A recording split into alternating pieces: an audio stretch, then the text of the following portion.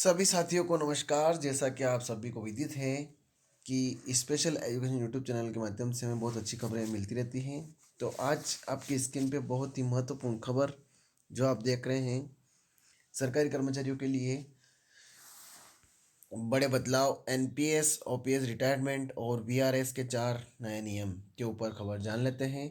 बने रहिए, अंत तक जरूर देखें खबर को।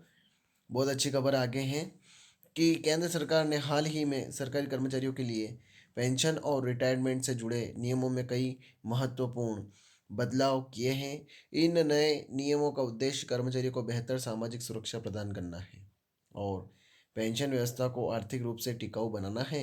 इन बदलावों में यूनिफाइड पेंशन स्कीम यानी यूपीएस, नेशनल पेंशन स्कीम यानी एनपीएस में संशोधन, रिटायरमेंट उम्र में बदलाव और वॉलंटरी रिटायरमेंट स्कीम के नए नियम शामिल हैं।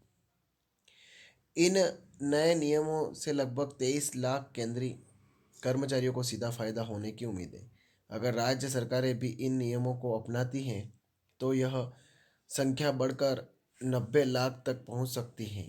आइए इन नए नियम के बारे में विस्तार से जानें और समझें कि इनका कर्मचारियों पर क्या असर होगा। सरकारी कर्मचारियों के लिए नए पेंशन नियम एक नज़र में। विवरण और जानकारी। योजना का नाम यूनिफाइड पेंशन स्कीम यानी यूपीएस। लागू होने की तिथि 1 अप्रैल 2025। लाभार्थी केंद्र सरकार के कर्मचारी। कर्मचारी का योगदान वेतन का 10%। सरकार का योगदान वेतन का 18.5%। गारंटीड पेंशन आखिरी 12 महीने के औसत वेतन का 50%। न्यूनतम पेंशन 10,000 रुपये प्रति माह। वीआरएस नियम 20 साल की सेवा के बाद यूनिफाइड पेंशन स्कीम यानी यूपीएस, एनपीएस और ओपीएस का बेहतर मिश्रण। यूनिफाइड पेंशन स्कीम यानी यूपीएस पुरानी पेंशन योजना यानी ओपीएस और नई पेंशन योजना यानी एनपीएस का एक संतुलित मिश्रण है। इस योजना की मुख्य विशेषताएं हैं: गारंटीड पेंशन कर्मचारियों को आखिरी 12 महीने के औसत वेतन का 50% पेंशन के रूप में मिलेगा। न्यूनतम सेवा अवधि कम से कम 25 साल की सेवा पूरी करने पर यह लाभ मिलेगा। महंगाई भत्ता पेंशन राशि महंगाई दर से जुड़ी रहेगी और समय समय पर बढ़ेगी। फैमिली पेंशन कर्मचारी की मृत्यु पर उसके परिवार को 60% पेंशन मिलेगी। न्यूनतम पेंशन कम से कम 10 साल की सेवा पर 10,000 रुपये। मासिक पेंशन सुनिश्चित। योगदान कर्मचारी अपने वेतन का 10% और सरकार 18.5% योगदान देगी। यूपीएस 1 अप्रैल 2025 से लागू होगी। इससे कर्मचारियों को ओपीएस की सुविधा और एनपीएस के निवेश लाभ दोनों मिलेंगे। नेशनल पेंशन सिस्टम में महत्वपूर्ण बदलाव। एनपीएस में भी कुछ महत्वपूर्ण बदलाव किए गए हैं। सरकार का योगदान 14% से बढ़ाकर 18.5% किया गया है। कर्मचारी का योगदान 10% पर बरकरार रहेगा। एनपीएस खाते में जमा राशि पर टैक्स छूट रहेगा। रिटायरमेंट पर 60% राशि एक मुश्त निकालने की अनुमति। बाकी 40% से अनिवार्य एन्युटी खरीदनी होगी। एनपीएस अब भी एक विकल्प के रूप में जारी रहेगा। कर्मचारी यूपीएस हो या एनपीएस में से किसी एक विकल्प को चुन सकते हैं। रिटायरमेंट उम्र बढ़ाने का प्रस्ताव। सरकार ने केंद्रीय कर्मचारियों की रिटायरमेंट उम्र बढ़ाने का प्रस्ताव रखा है। मौजूदा रिटायरमेंट उम्र 60 वर्ष से बढ़ाकर 62 वर्ष करने की योजना है। इससे अनुभवी कर्मचारियों को लाभ मिलेगा और पेंशन पर बोझ कम होगा। कुछ विभागों में पहले से ही 62 साल रिटायरमेंट उम्र है। यह प्रस्ताव अभी विचाराधीन है और अंतिम निर्णय होना बाकी है। वॉलेंट्री रिटायरमेंट स्कीम यानी वीआरएस के नए नियम। वीआरएस यानी स्वैच्छिक सेवानिवृत्ति के नियम में भी बदलाव किए गए हैं। अब 20 साल की सेवा पूरी करने के बाद वीआरएस लिया जा सकता है। पहले यह सीमा 30 साल की थी। वीआरएस लेने वाले को पेंशन लाभ मिलेगा। पेंशन राशि सेवा के अनुपात में कम होगी।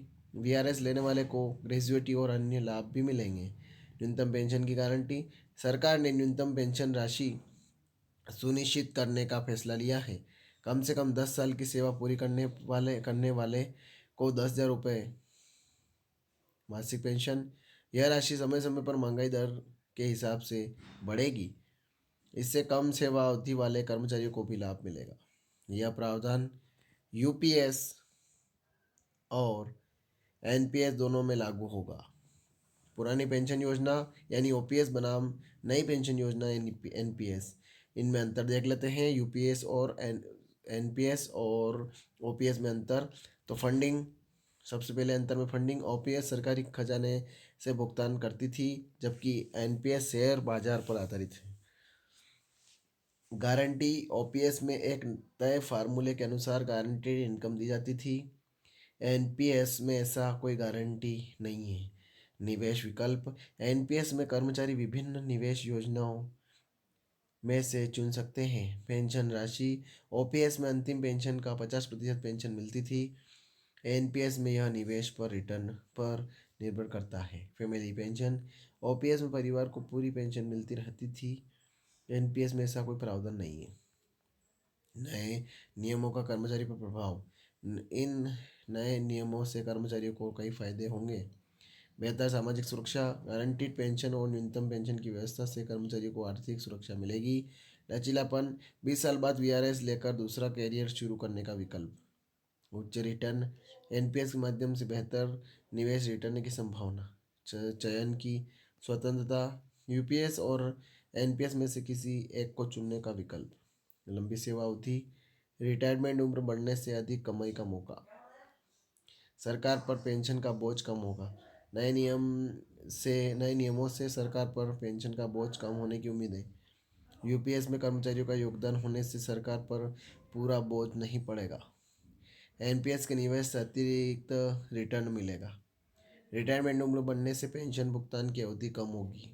वीआरएस के नए नियम से कर्मचारियों की संख्या नियंत्रित रहेगी। कर्मचारी संगठनों की प्रतिक्रिया, नए नियमों पर कर्मचारी संगठनों की मिलीजुली प्रतिक्रिया है। कुछ संगठन अभी भी ओपीएस की वापसी की मांग कर रहे हैं। उनका कहना है कि एनपीएस में पेंशन की राशि की गारंटी नहीं है, लेकिन सरकार का मानना है कि यूपीएस एक बेहतर और टिकाऊ व्यवस्था है। कुछ राज्य सरकारों ने ओपीएस को वापस लाने का ऐलान किया है। भविष्य में और सुधार की संभावना, सरकार ने कहा कि भविष्य में पेंशन व्यवस्था में और सुधार किए जाएंगे। पेंशन व्यवस्था की नियमित समीक्षा होगी। कर्मचारियों की मांगों पर विचार किया जाएगा। पेंशन फंड के निवेश नियमों में बदलाव की संभावना, डिजिटल प्लेटफॉर्म से पेंशन वितरण को आसान बनाया जाएगा। नए नियमों का कानूनी पहल, सुप्रीम कोर्ट ने पेंशन के अधिकतर अधिकार को लेकर कई महत्वपूर्ण निर्णय दिए हैं। पेंशन एक मौलिक अधिकार है। यह सिर्फ एक वित्तीय लाभ नहीं बल्कि सामाजिक सुरक्षा का साधन है। सरकार पेंशन नियमों में बदलाव कर सकती है, लेकिन यह उचित और तर्कसंगत होना चाहिए। किसी भी बदलाव से कर्मचारियों के मौलिक अधिकारों का उल्लंघन नहीं होना चाहिए।